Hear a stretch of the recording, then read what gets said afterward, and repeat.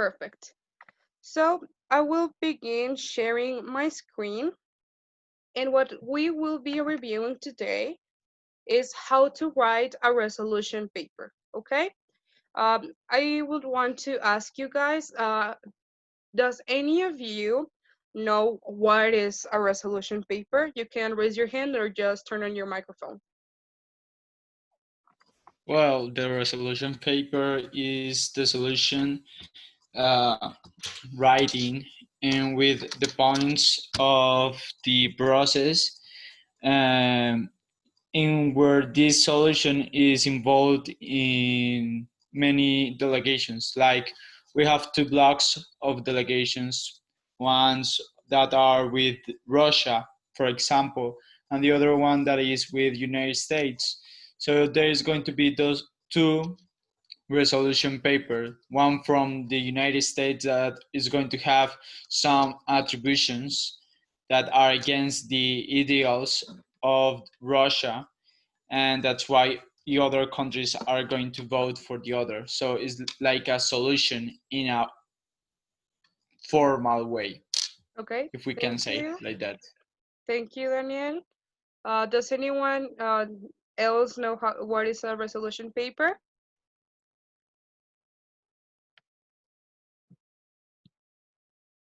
Okay, seems not. So we will be beginning with uh, the definition of what a resolution paper is. So, sorry. A resolution paper is a document written by the United Nations diplomats that contain recommendations and actions regarding global programmatics, which are distributed to all the present member states of the committee. This is really important, you guys, and please pay attention like really closely because this can have variations according to the protocol of each country. So that everything is clear. So a resolution paper, as Daniel said, it is the proper solution of the topic you guys will be discussing. I will be explaining the thing about the blogs that Daniel just said, but that is basically a resolution paper. It is something that the committee has voted on and has been approved inside the committee to be the solution to solve the topic, okay?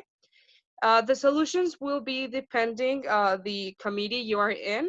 For example, in the Security Council, you can propose different actions, and even in extreme cases, which I hope not, will not happen in the model, you can actually approve the use of military force.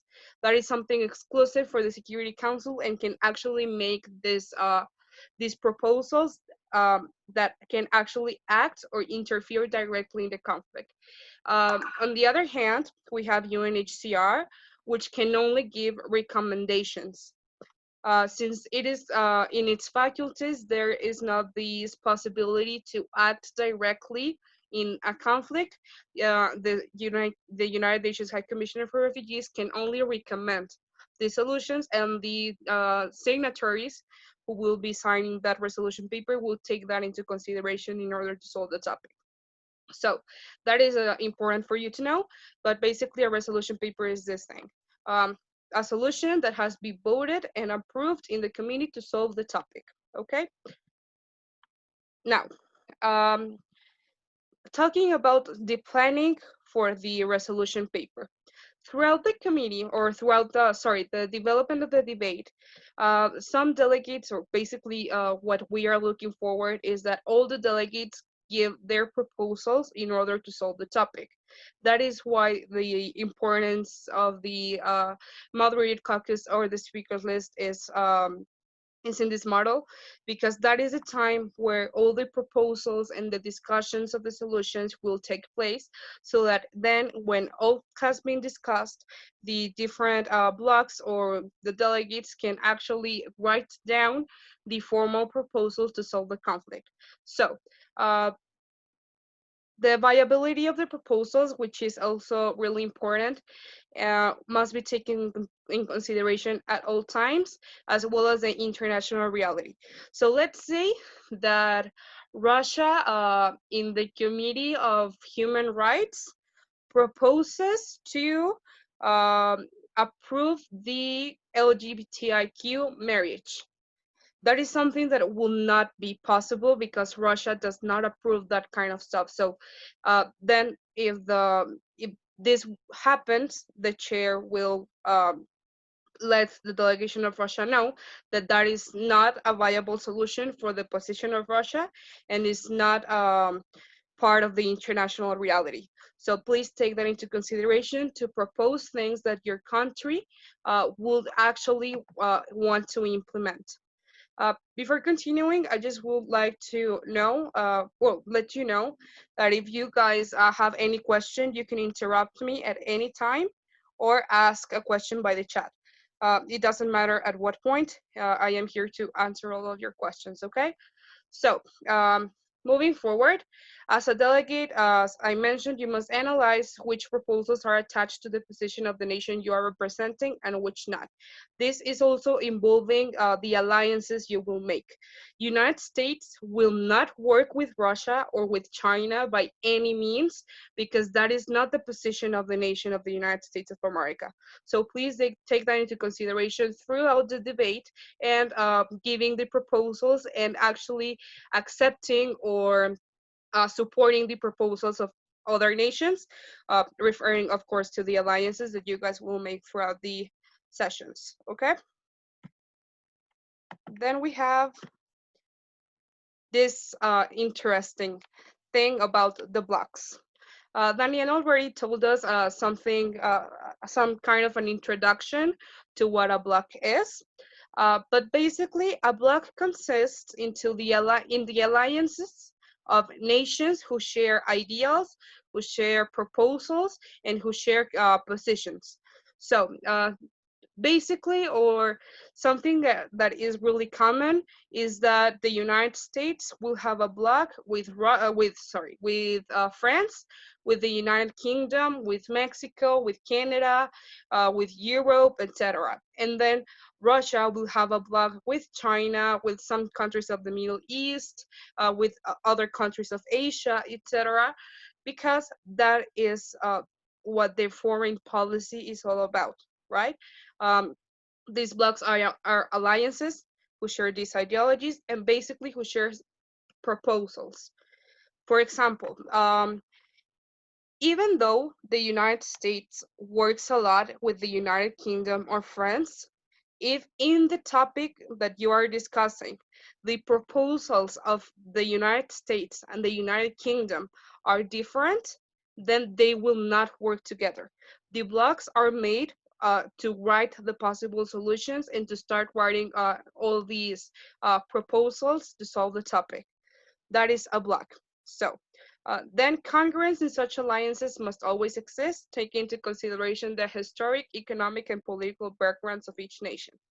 Something that happens a lot is that the Latin American countries, since they are really dependent on the United States due to the economical influence it has, um, these nations are usually collaborating with the United States of America. For example, you need to take into consideration these historic, economic, and political backgrounds to make your alliances, as well as the proposals.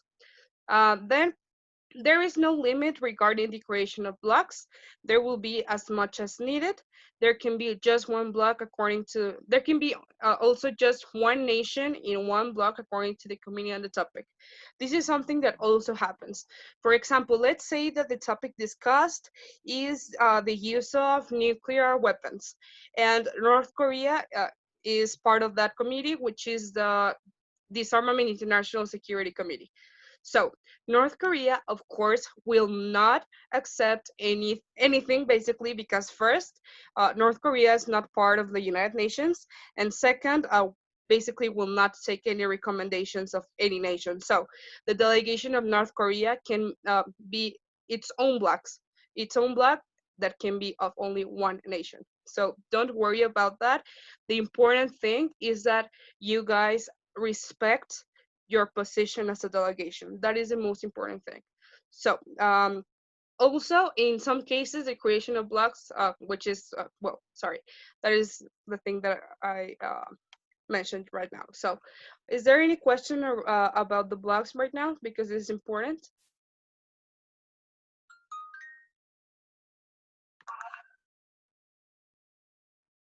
like whatever, nothing.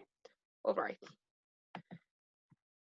Then we have the difference between a working paper and a resolution paper. Um, it is really important for you guys to check the protocol of this model. The members of the chair have already sent it to you. If not, please let me know so that I tell them to send it again.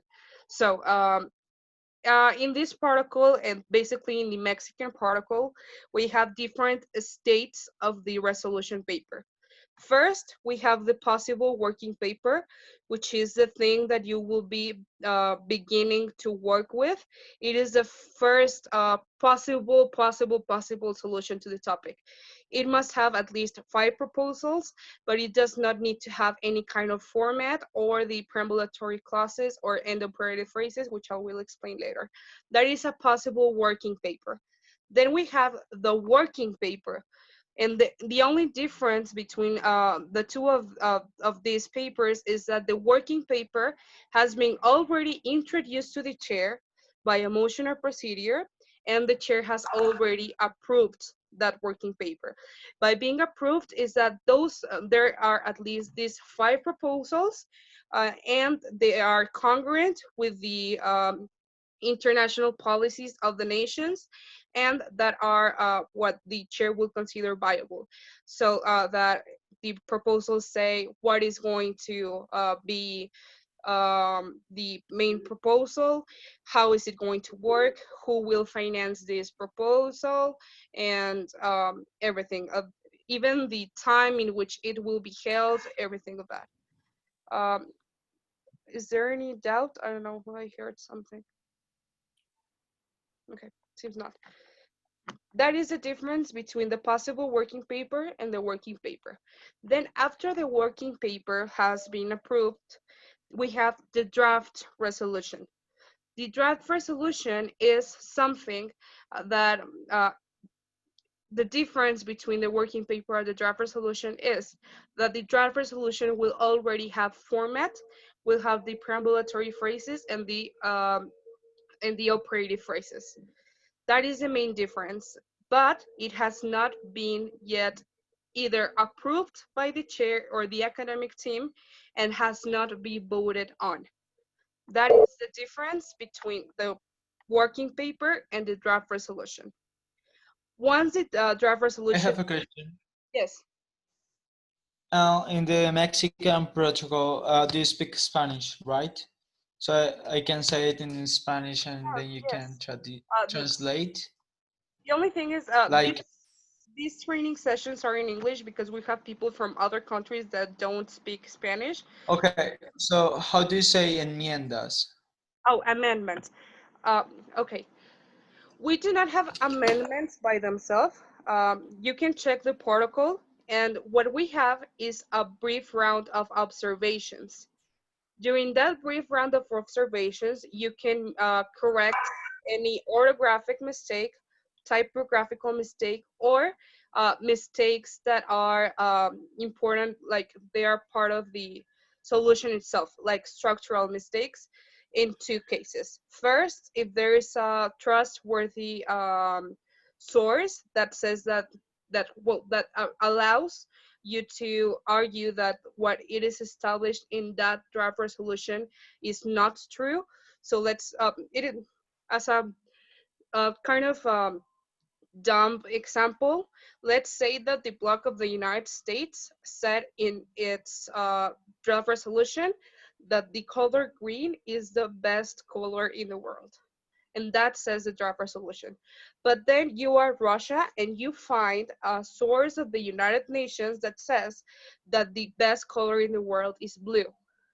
So you have a trustworthy source that contradicts that resolution. So you can make a correction about that.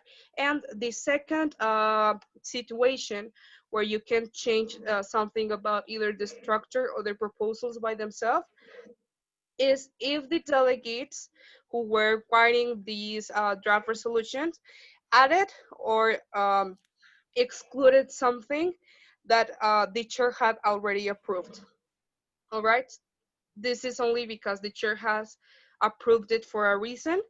and if they change it, then it is basically not okay, and they will receive a warning. But they are not amendments by themselves. It is called brief round of observations. I don't know if I solved your question, Daniel. Yeah. Perfect. All of this is in the protocol. Uh, if you have any, well, I will tell that in the end of this. So, Sophie, see, there is a question in the chat. thank you. Can you say it to me, please? Yes. Those papers are made by one member of the committee. No, they are made by the blocks. Uh, you will be part of a block, and the whole block will work on this paper. All of you will write down the proposals. All of you will put the format in there. It is a teamwork. I will go forward. Well, moving forward, I will explain more about this, but it is a collaboration of nations. Everyone in the block must have worked together.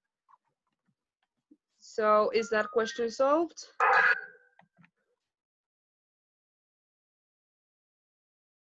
Okay, perfect. Thank you, Sarah. Okay, moving forward, just a few more difference between now a working paper and the resolution paper. The working paper goes before the resolution paper, and the resolution paper goes after the working paper.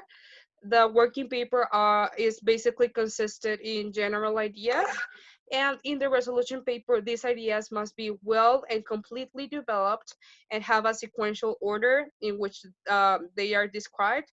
Uh, this means that the redaction and the um, writing of this paper is made well, does not have any writing issues in there. Then the working paper does not have format nor the perambulatory and operative phrases. The resolution paper does. The working paper can still be modified without having repercussions in the voting process. You can modify the working paper as much as it is needed, but in the resolution paper, there must be abstention of mistakes. You must avoid any kind of mistake because it is like almost done. So most of the corrections will be held in the working paper. Then the working paper must be read, and the one that approves that working paper is the chair, and the one that approves the resolution paper is the academic team. Okay? Now, moving forward to the structure of the resolution paper or working paper by itself. Would be a draft resolution. So as it is just that the title says working paper, but this is a draft resolution because already has the format. So first of all, you will write the name of that paper. How are you going to know how is it going to be named? Um, it will be according first to the topic that you're discussing, so either A or B, and then followed by the order of the introduction of such paper. So if the chair received first the block of your, the working paper of your block, then it will be A or B1. If the chair received it second, then it will be A or B2. And that according to the numbers of the blocks and the working papers that the chair had received. That is the name of your paper. Then you will write the full name of the committee and then the full name of the topic as it is written right here in the example, okay? Then we have the sponsors, all right? The sponsors will be 3 nations of each block where there must be at least one nation that is able to include resources or provide resources for the resolution, another nation which is directly affected by the topic, and a nation who represents progress in the topic itself. So let's say that the topic is about human rights and about child work, okay? So First, a nation that is able to include resources for the solution, maybe the United States, which has a lot of resources and is one of the main contributors for the United Nations. Second, a nation which is directly affected by the topic. Let's say Mexico, which there is a lot of child work here, which is not legal. So Mexico will be the second sponsor. And then three, a nation which is that represent progress in the topic. Let's say Canada, because it has a lot of policies and a lot of laws that prevent these kind of problematics. There you have the three sponsors. These can have variations according to what your president and what your chair considers appropriate, this depending on the topic. But this is like the general formula. If there are any questions in the moment, you can ask, of course, to your chair uh, to solve that kind of doubts. Then all the sponsors, of course, must be voting members of the committee. No nation can be a sponsor of more than one working paper.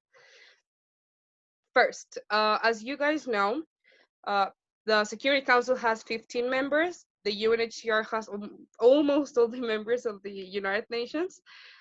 So if you are not a voting member inside of your community, you cannot be a sponsor. If you are a voting member, then you can be a sponsor. And if you are a sponsor of one working paper, you cannot be a sponsor of other working papers, okay? This is because we take into consideration that your nation cannot give like resources to every one of the different working papers if more than one is approved, right?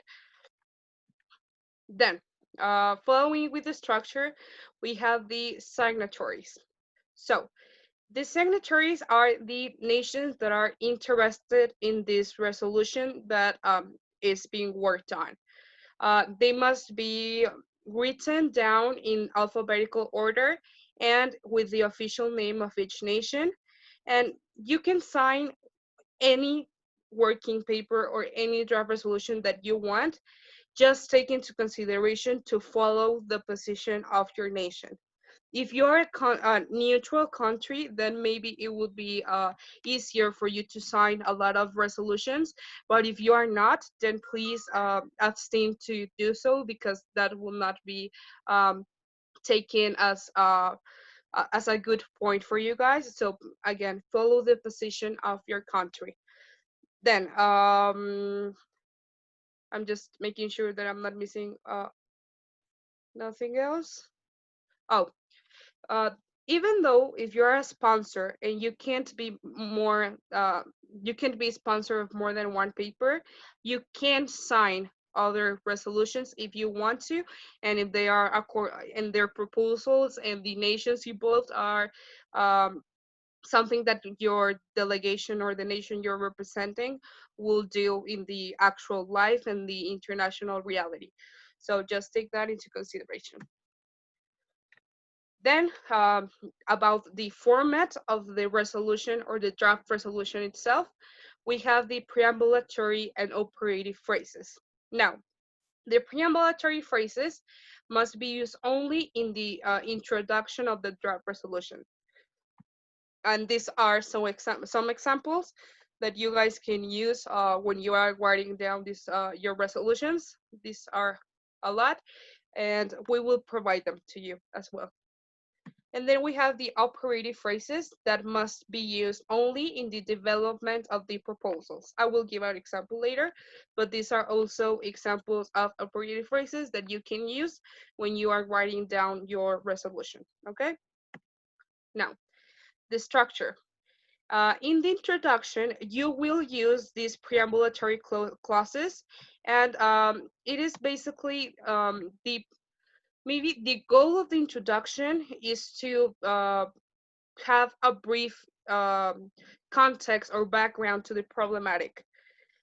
It is also a great point for you guys to quote international treaties, resolutions, organization programs, or anything involved in the problematic, which is part of the international law. That is really important for you guys to take into consideration because you need to always respect the international law.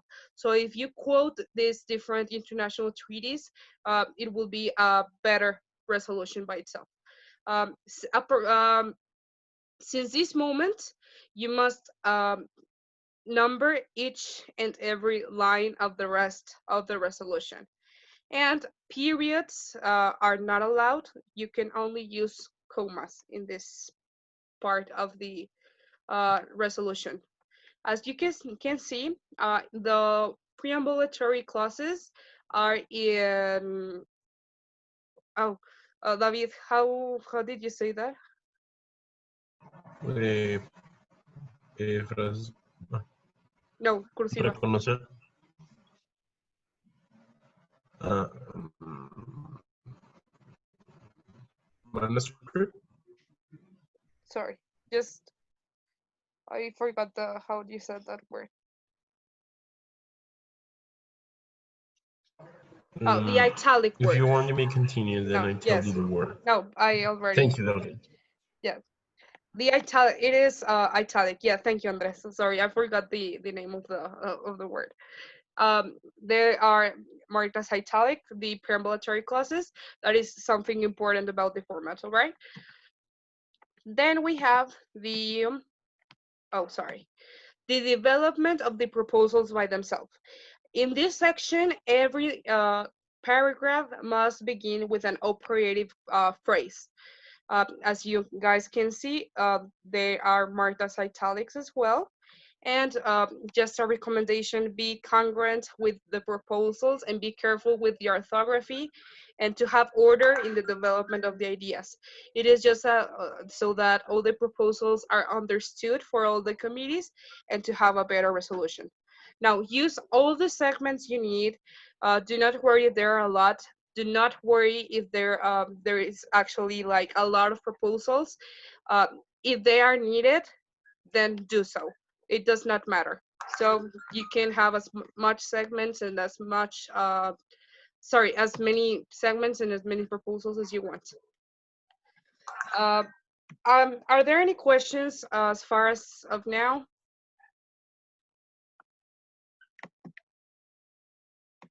All right. Seems not. So we will be moving forward with some things that you guys must remember.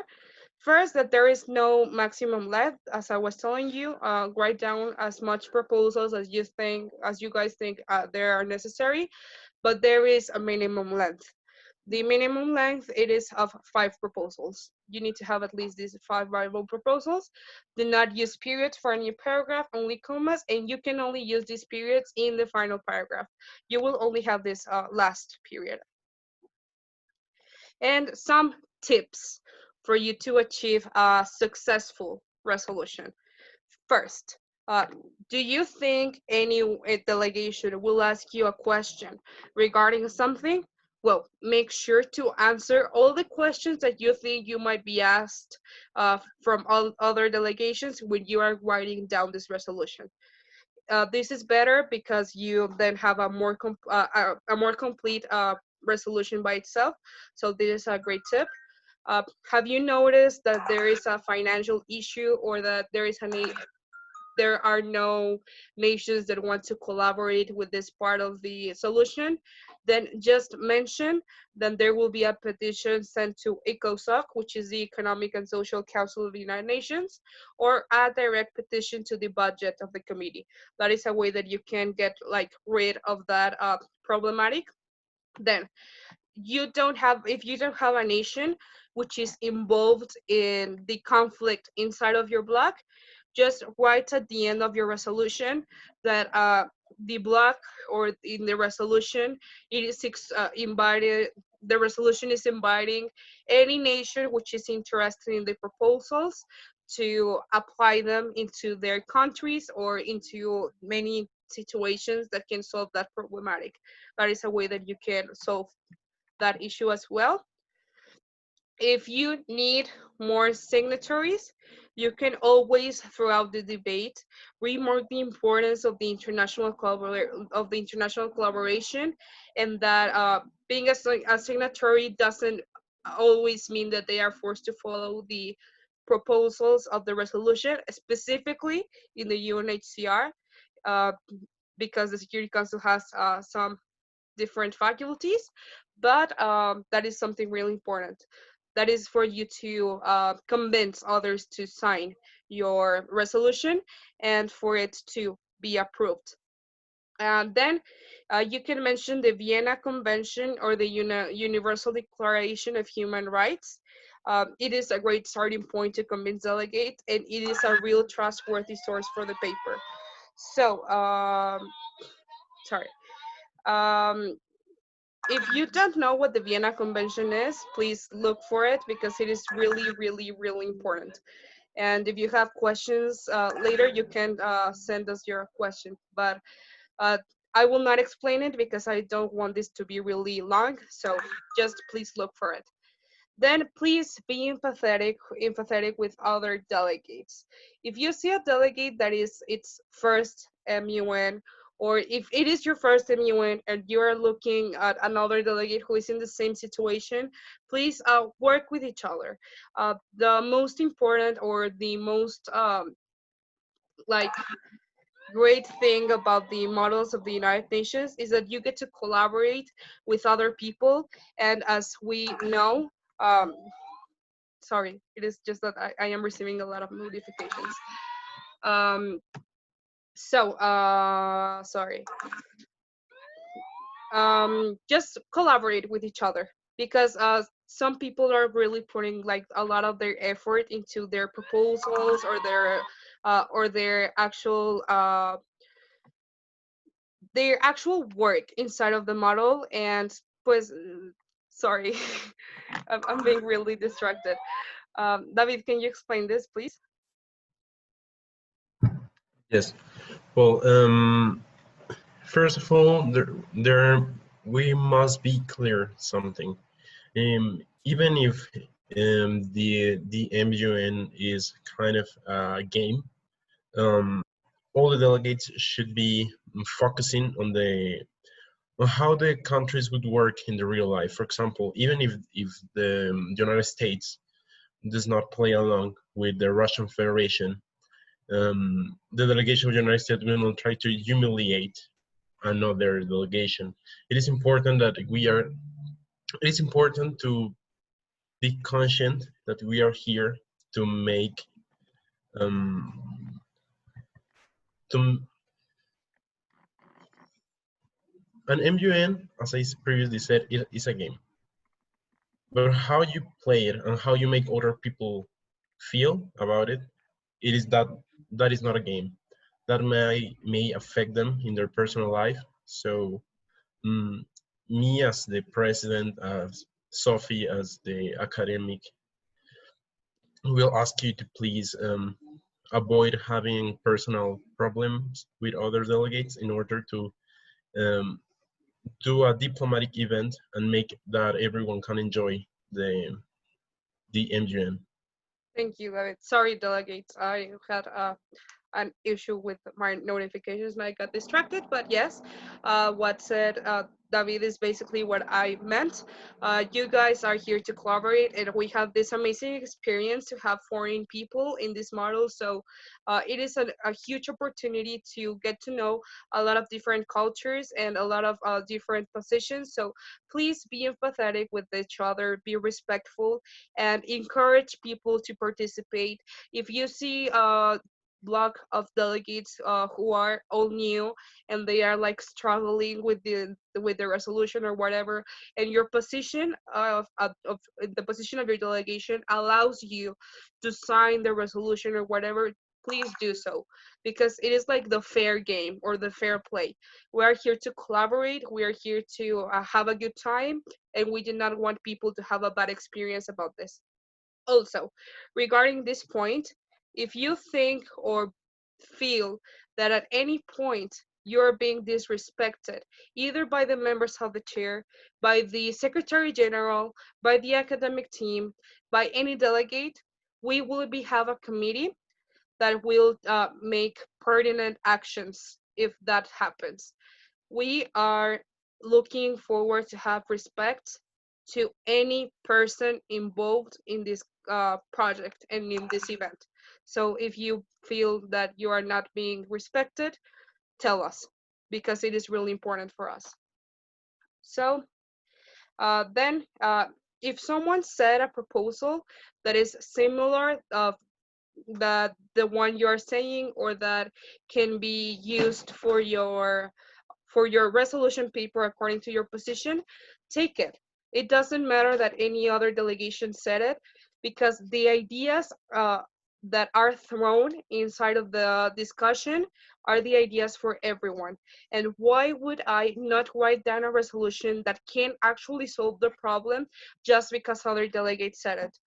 Let's remember that these solutions are made for these committees or these problematics to be solved. And if there's a good proposal, just write it down. I think there is something in the chat. Yes, Victor is asking if the presentation is going to be sent. I think so. Anyways, this is being recorded, and we will be uploading this to a Google Drive file, so that you guys can access to this. But I will ask. I think yes, and do not be sorry. We are here to learn, and we are here to help you. And if you have any doubts at any point, you can contact any of us so that we solve that question. All right. So Joao, I don't know if that question has been solved. Perfect. Then we will be moving forward. We're almost done. Committees can accept more than one resolution for topic if they are not contradictory. Yes, why would we not have more than one resolution if they are well made and they are viable and they can solve the topic? Of course, it would be better to have more resolutions, but if the resolutions are contradictory, there is no way that both of them will be accepted. Just because the committee will need to have a majority, and since they are contradictory, like by logic, they will not pass. And also because we understand that if the majority voted for one resolution, it is that the majority wanted that to happen. And if the other thing is a complete opposite, the other resolution is a complete opposite, then we understand that that is not the thing that the committee wanted. That is why. And if the Security Council, if you're a member of the P5, use your right of veto. If you want to use your right of veto, wisely. Be really careful with the international position that you have, because, for example, China, France, and the United Kingdom, they never veto anything. So it is. If I may intervene. Yes, it's fine. Well, thank you. Well, the Chinese delegation has the veto power and has always used it when it is convenient. However, is the delegation that has used least their veto power. The United Kingdom and the French Republic, they have their veto power. The veto power can be removed, but in 2005 and 2007, they say that they won't use it again. So it is up to your decision to break the commitment of those members. Yes, thank you, David. Yes, that is really important. You always need to follow the position of your country. So just please take that into consideration, because we will be taking that into consideration for the overall work that you guys did during these sessions. And if you do want to veto a resolution, just take that into consideration, the process of the protocol that we have, so that it either can be accepted or not. Then we have some myths and realities about this whole situation. A myth is that if I write or a delegate writes the resolution paper, then that delegate will win best delegate. That is not true. Like I can write down something that everyone said, but I did not added nothing to the discussion, then I am just writing down something that other one said. So that is not something that will be taken into consideration. The best delegate is a delegate that provided the best arguments, the best proposals, and that collaborated the most with other delegations, all right? Then, reality, helping to develop the paper helps you in the evaluation process. We understand that a lot of you are this is the first MUN for a lot of you. So don't worry if you don't write the whole document. The main thing that we're looking for is that you collaborate, and that will be taken into consideration in the overall evaluation. All right, so don't worry, just give your best. Then another myth, the leader of the winning resolution is the best delegate of the committee. Same thing. Uh, it can happen, but not because it was the leader of the winning resolution. There have been a lot of times that the leader of the resolution of that did not pass wins something or wins best delegate or whatever, because then that delegate provided the best arguments and the most valuable and collaborated the most with other delegations. So that is another myth. Then the leader shows negotiation skills, but doesn't mean he is the best. Let's remember that an MUN is a whole list or a lot of characteristics that we are looking forward, which are, yes, leadership, negotiation, but also research abilities, argumentative abilities, all of that. We are taking that into consideration. Then if my resolution paper did not pass, I will not win anything in the award ceremony. Also a lie. Maybe you provided a lot of the proposals and your resolution paper did not pass, but since you gave these proposals, then that is taken into consideration as well. The important thing is learning, developing skills, and create bonds with our delegates. Winning is just a plus. Then another myth is the paper that passes is the best paper in the committee.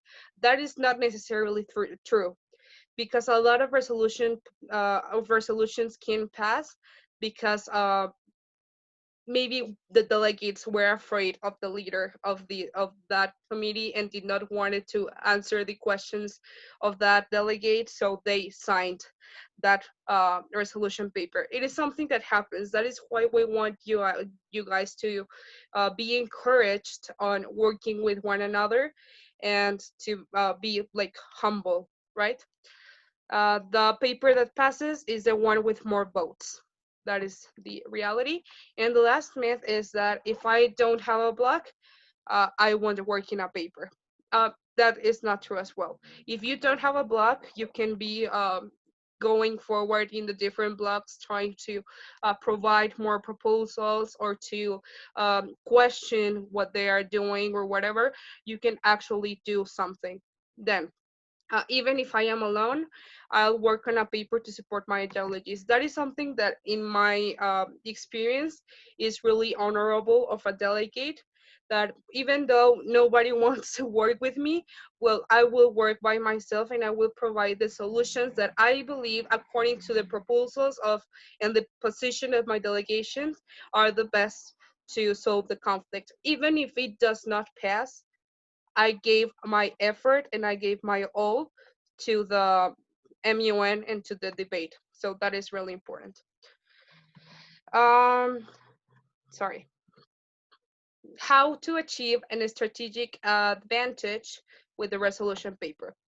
Now that we know that the resolution paper, that your resolution paper passes or not, does not guarantee you an award in the award ceremony, we encourage you to take this into consideration.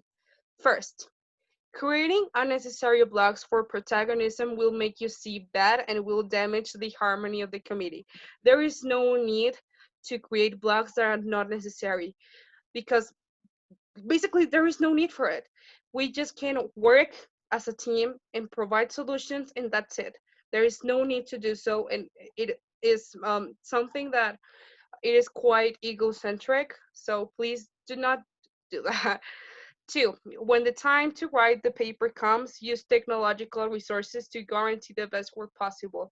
Share screen with other delegates, use Google Drive, etc.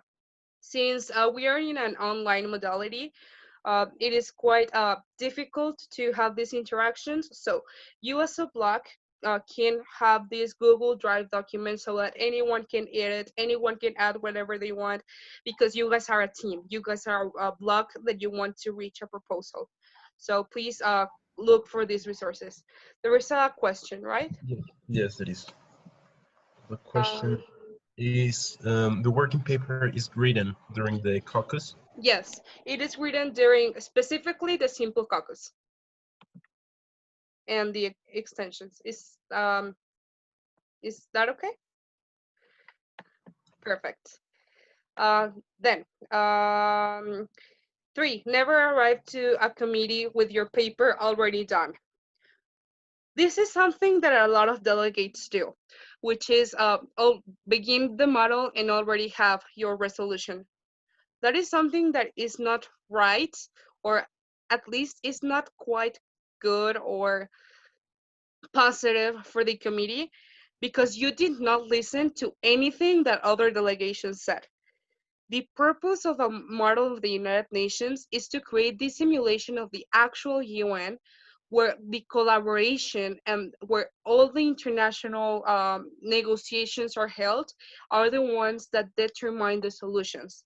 We want to have international collaboration. That is the goal of the United Nations. So if you create your own resolution paper before being part of the model, that means that you are only going in for the prize and you really don't care about what the other delegations propose. So please don't do that and listen to the proposals of other delegates. Well, in many cases, the best delegate is not the one that has had more protagonism. It was the one that listened to other delegates and tried to work along with other delegates, because as Sophie told you, this is an event that is simulation of a diplomatic um, posture in the real life. So if in the real life a country want to make anything by themselves, nothing would have been achieved by now. Yes, exactly. Thank you. Moving forward, point number 4. If you have composition or reduction skills, let them shine. Since we're a team and we are going to have a specific goal, use your abilities and share them with the other delegates. That is something that we really want to have. And that is like the main goal of all of this, to collaborate and to create these resolutions, okay? Then number 5, sorry, the list is wrong. But number 5, listen what other delegates say during the debate and all their ideas to have a more complete paper. Also, it will want you support from other delegates. This is a win-win situation. If you listen to other delegates and add what the other delegates are saying, first, you will have collaboration. Then you will have a more complete paper, which is more viable to pass. And third, since you listened to that delegations, to that proposals, then of course they will support you. Why would they not, right? So then you will have signatories and you will have a lot of advantage in your resolution paper. Then 6, don't be resentful for a paper that doesn't pass. Be supportive of and fellow to your delegates. Um, Something that must not happen is that, let's say that I win the resolution and the other block doesn't. There is no need for me to be cocky and to humiliate that uh that block. Like literally no, because even a resolution paper cannot pass only by one vote. And we need to respect the work of everyone. So please do not do this. Again, if this happens, there will be actions that will be taken because that is not fair. 3, You write down your working paper or your draft resolution, and either the chair or the academic team did not approve it, it doesn't matter. Like maybe it was not approved because of mistakes or they were not viable, the solutions or whatever, but we take your effort into consideration because it is not easy to write down this document. So that is something that you guys must take into consideration. And as a committee, don't reject a resolution paper just to win an award. Competitivity damages the committee by itself and the experience for other delegates. Enjoy diplomacy, not recognition. Again, uh, if you're here only to win, you are losing the objective of a model of the United Nations. We are here to collaborate, to hear everyone, to support everyone. If my diplomatic position does not allow me to work with other delegations, that is something that I need to respect, but there is no need for me to be unrespectful with that people, because that we are talking now about the people that we are working with. So please be, again, respectful and be as humble as possible. And as a conclusion, and just to finish with this training, the resolution paper is the culmination or the ending of the debate. It is one of the most important parts of the model, not only because the solutions are proposed, but because it is a moment where all of you get to shine and get your skills come through. That is why the resolution paper is so important in a model of the United Nations. And remember, a great delegate is not the one that talks a lot and leaves the debate, but it is the one that shows interests and puts effort into changing the world, even in a form on an academic document. The quality of a delegate is proportional to the quality as a human being. So it is just for you to take into consideration all of that. Of course, if you're an experienced person in the models and you do a great work, of course you will receive an award, but just take into consideration all of this.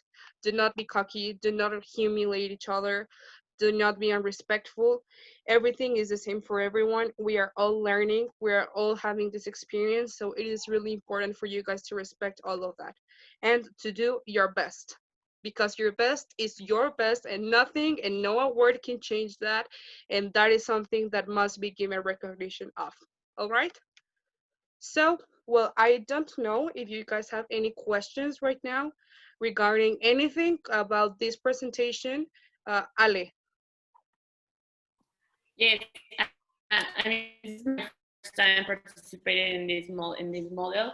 So let me see if I pay attention. We have to send you a position paper by email, right? Yes. With the two topics that we're going to discuss. Yes. And the working paper and the resolution paper, we are going to write them during the session. Exactly. Yes, with your blocks. The Okay, position paper, yes, the position paper is something that you use. It is like the summary of your whole investigation of your country.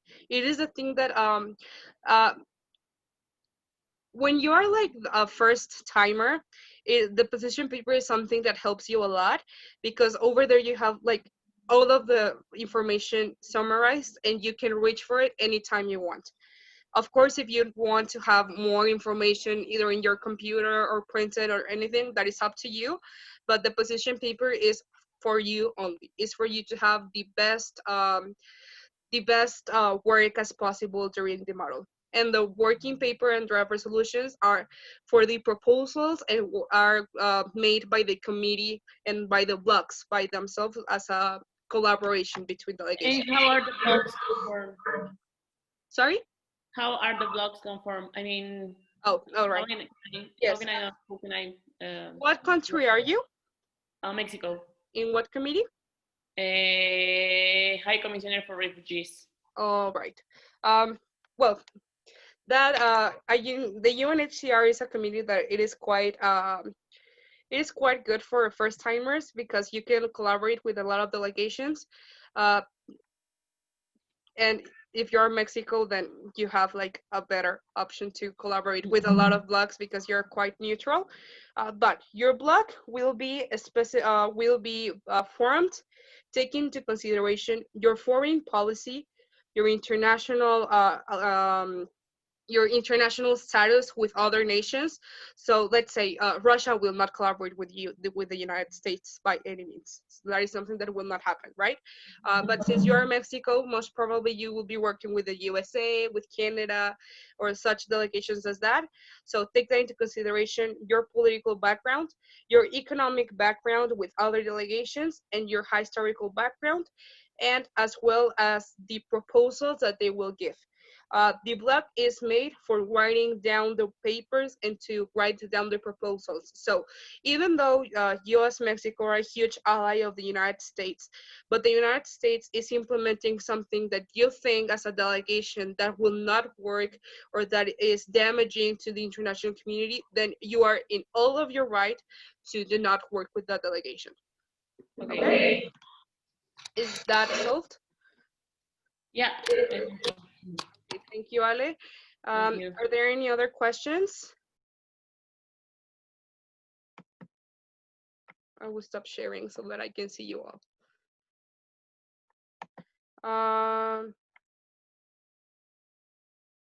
Well, seems not. So thank you, all of you, to first to be part of this training, because that shows the interest that you guys have in the model, and second, to be part of this event. We are really excited to have all of you, to have people from other countries. We are really excited to share cultures. We are really excited to get to meet all of you guys, and we really hope that you have an amazing experience with this model of the United Nations, and that you get to be like inspired into participating into other models of different countries, because the pandemic, even though it has had like a lot of negative repercussions, I think that this is something that it is good for us, because we are kind of finding ways to be evolving as a person and evolving in a professional and academic way. So please enjoy and good luck, and I hope that you guys do your best. And if you have any questions, you can ask either the members of the chair, which is like the most like viable thing or the most easy thing, but I will text you right now my number. Sophie, if you want, I can add you to the group. We will be discussing later with the chairs. Okay. Just wait. That is my phone number. You can reach if you have any questions. And also our Instagram account, I will also write it down.